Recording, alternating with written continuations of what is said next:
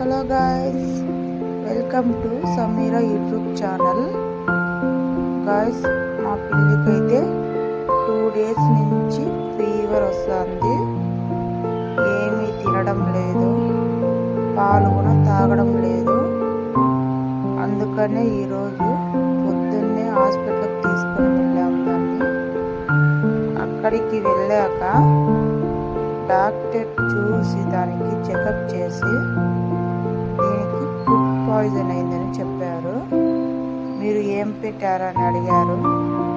కానీ మేమైతే దానికి ఓన్లీ పాలు అవి మాత్రమే తాపిస్తున్నాం, ఏమైతే పెట్టడం లేదు.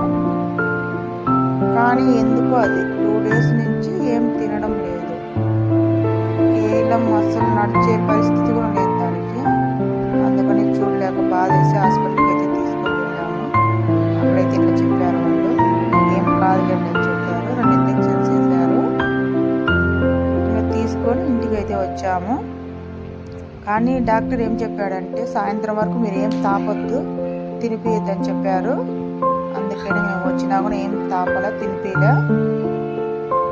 ఇప్పుడైతే సాయంత్రం అయింది కదా అని పాలైతే పట్టిద్దాంలే అని కొంచెం అయితే పాలు పట్టిస్తున్నాము.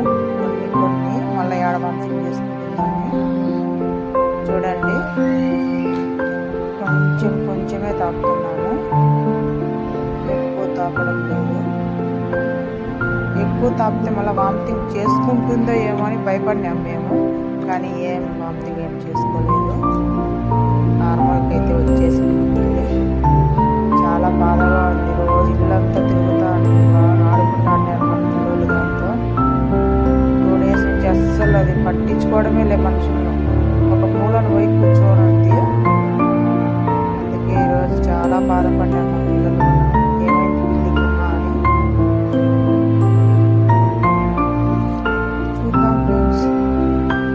అది కోలుకోవాలని అనుకుంటున్నాను. బాగానే ఉంది, కొంచెం రికవరీ అయ్యింది, బాగానే ఉంది.